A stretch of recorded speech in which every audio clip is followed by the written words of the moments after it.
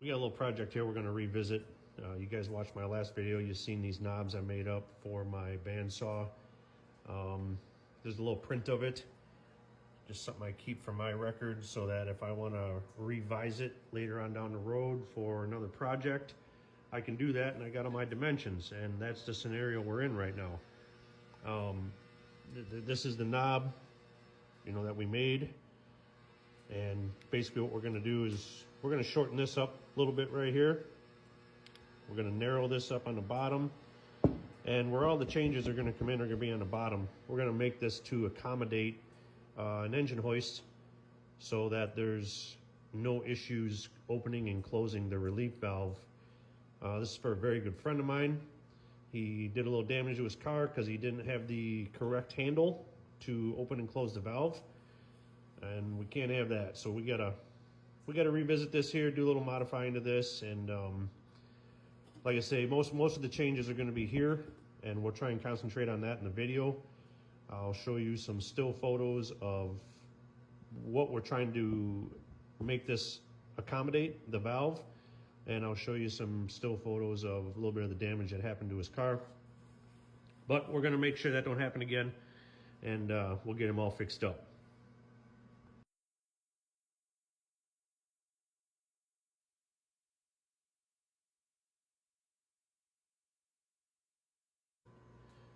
All right, everyone, so this is where we're at here. I just figured I'd get you caught up here. I got the outer diameter turned down on this round stock. It was 250 to start. Now we got her down to 2/4. You can see my Dicom lines there and the scribe. The bottom line there, you can kind of get the idea of what's going on here. That's going to be the overall thickness of our handle. And then where that V mark is on the top, that's where that material is going to get cut.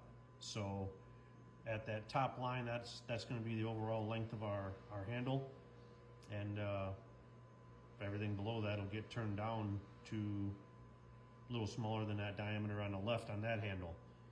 So just get you caught up where we're at here, and so you understand what the lines are. And I'm going to chop that on the chop saw and get her back on the lathe and start turning it down. All right, so we're over here at the rotary table, got it all set up on the Bridgeport. Just want to give you guys a little idea what the setup looks like here. Remember, it's only goofy if it doesn't work. I'll get you a little better angle here. You kind of see the groove we're gonna machine in there.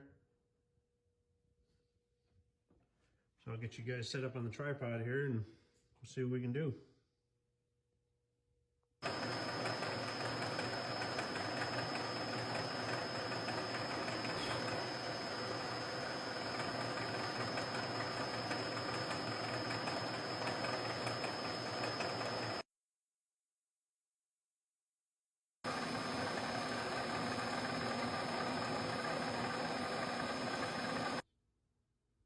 Okay, so we got her out of the rotary table, got our machined groove in there.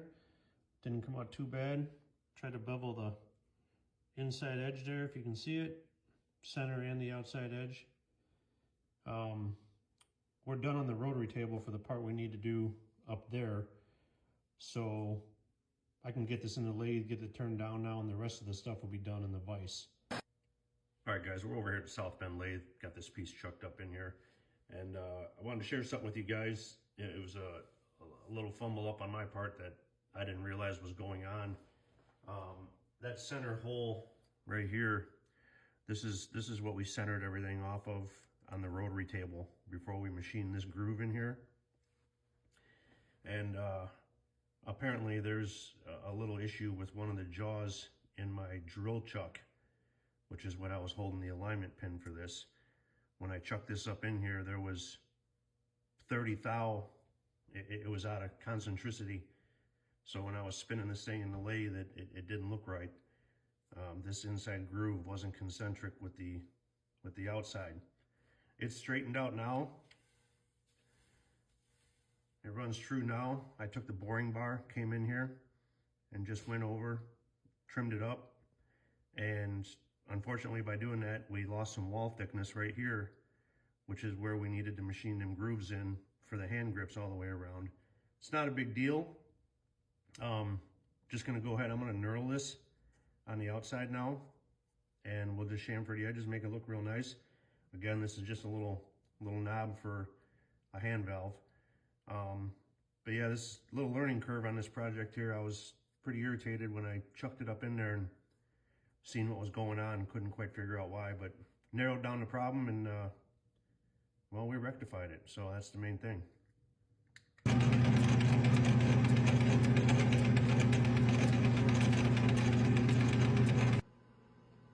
Okay, so here's what it looks like with the knurling done.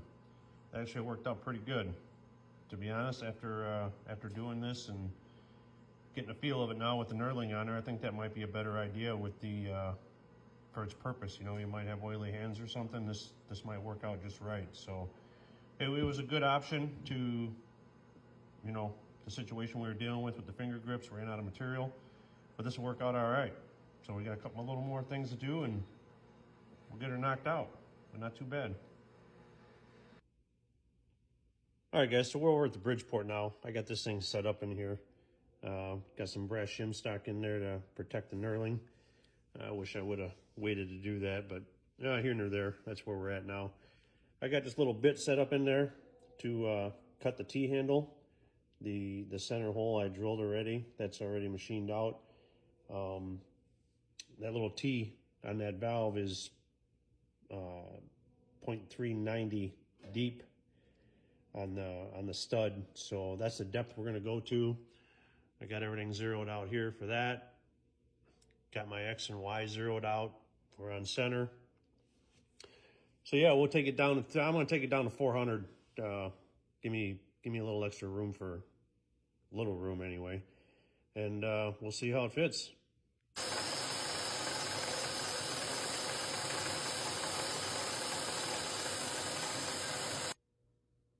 All right, well, we got it out of the vise.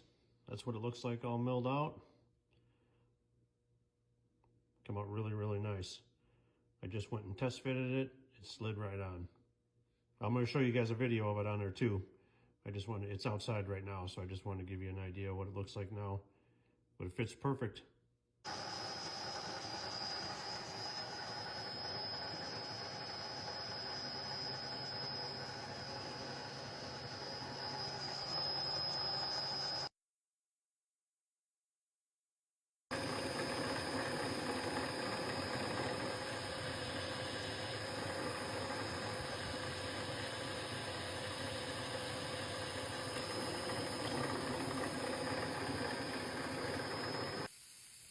All right, so I decided to put a few holes in this thing just for appearance, a little better cosmetic look a little more mechanical anyway.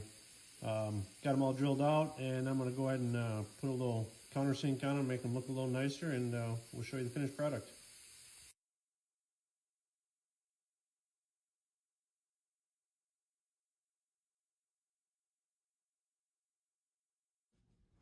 All right, guys, just want to show you where we're at here now. I got this set up in the vise. There we go. We're gonna do a little center drill here, drill a hole and tap it for a set screw. Keep this thing in place so we ain't gonna worry about losing it. I got the DRO set up, already found center, and traveled in 400 thou on the x-axis, which is right where I want the set screw to be. So yeah, this is kind of the setup we got, and we'll knock this out quick, and that'll finish this project up. I'll get you on the tripod.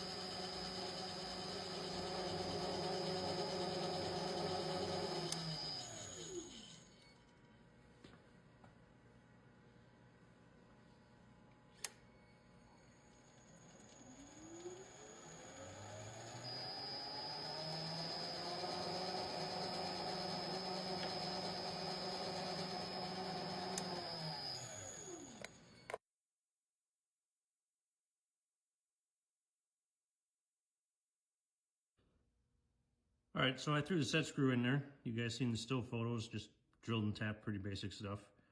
But this is the moment we've been waiting for right here. This guy right here has been the culprit we've been working around. Let's see how it goes on.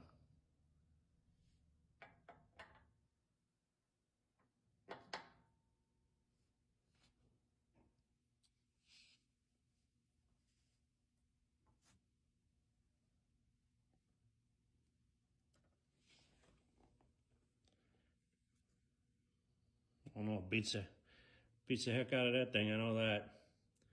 Anyone that's using engine hoist will certainly appreciate this. So we'll just tighten that set screw up and that'll be its new home. Nice and ergonomically friendly.